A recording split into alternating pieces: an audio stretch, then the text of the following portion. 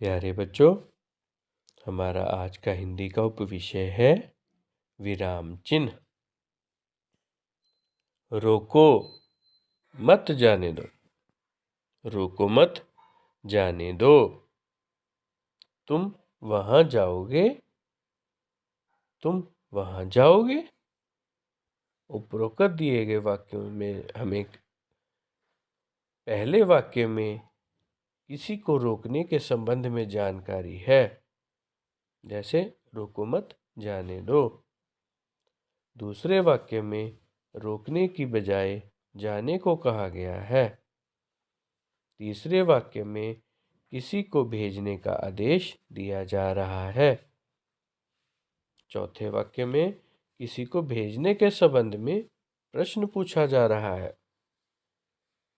पहले और दूसरे वाक्य में बिल्कुल एक जैसे ही शब्दों का प्रयोग किया गया है, परंतु फिर भी उनके अर्थों में अंतर आ गया।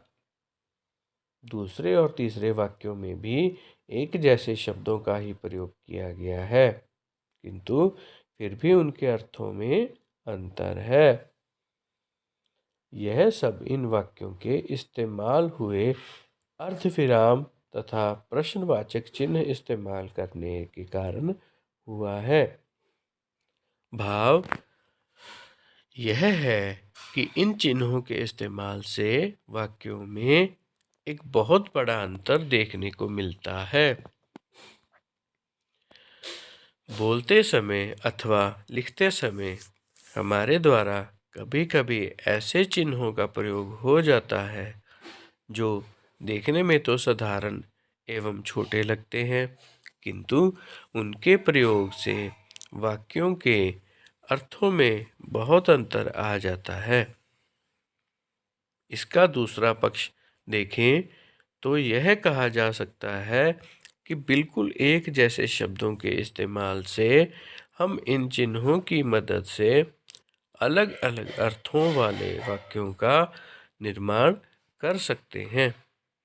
यह सभी चिन्ह हमारे बोलने व लिखने में एक विराम लाते हैं। इन्हीं को व्याकरण की दृष्टि से विराम चिन्ह कहा गया है। हिंदी भाषा के विराम चिन्ह निम्नलिखित है, जिसमें सबसे प्रथम है पूर्ण विराम। किसी भी वाक्य के पूर्ण रूप से खत्म होने की सूचना अथवा सूचना देने वाले चिन्ह को पूर्ण विराम कहा जाता है। जैसे मैंने उसकी मदद की, उसने मुझे कॉपी दी। पीछे डंडी लगी है, ये पूर्ण विराम लगा है, तो ये वाक्य खत्म हो चुका है। अर्धविराम किसी भी वाक्य के पूर्ण रूप से खत्म न होने पर बीच बीच में हमें खत्म होने का एहसास हो तो उस जगह पर पूर्ण विराम अर्धविराम चिन्ह का इस्तेमाल किया जाता है। वह लेट गया, अर्धविराम, इसलिए पीछे बैठा है, पूर्ण विराम। मैं बाजार गया, अर्धविराम, सामान खरीदा और वापस आ गया, पूर्ण विराम। एक होता है अल्प विराम।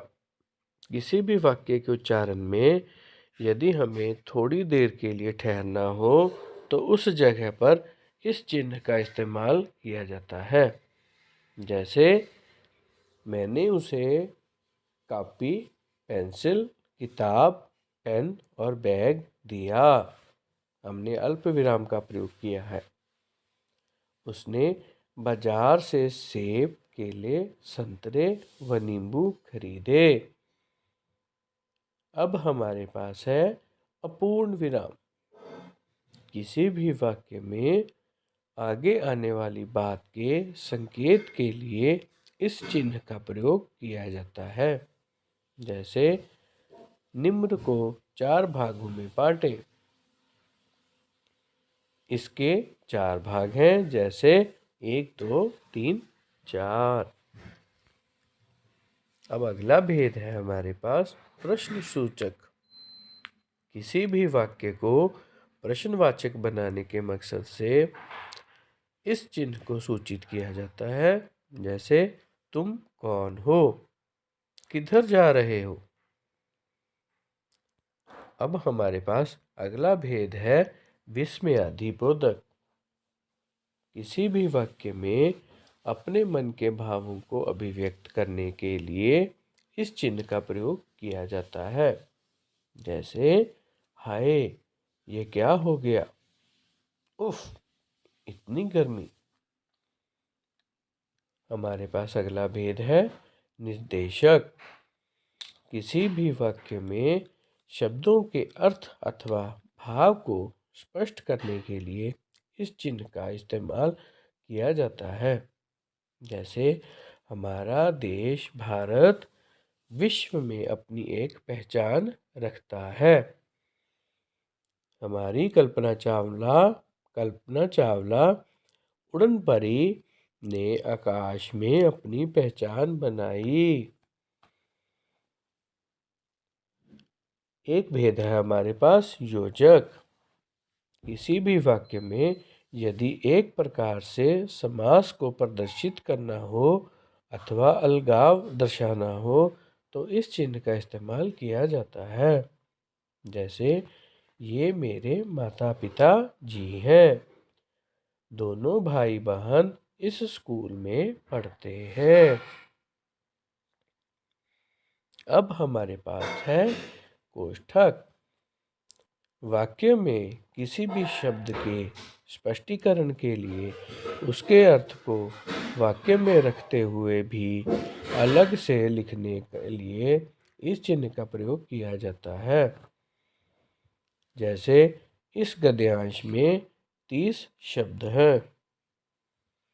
झांसी की रानी लक्ष्मीबाई बहुत बहादुर थी। अब हमारे पास अगला भेद है उद्धरण।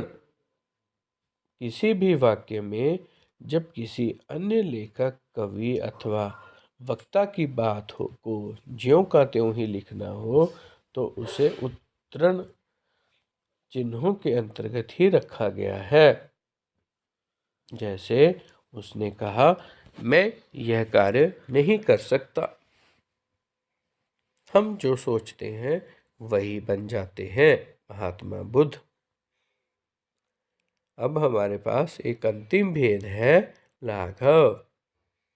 किसी भी वाक्य में किसी भी शब्द को संक्षिप्त में लिखने के लिए इस चिन्ह का प्रयोग किया जाता है, जैसे डॉक्टर राजेंद्र प्रसाद और पंडित जवाहरलाल नेहरू। देखा बच्चों, ये कितना सरल विषय था और इसके भेद तो उससे भी सरल थे। आशा करता हूँ आपको अच्छे से समझ में आ गया होगा। धन्यवाद।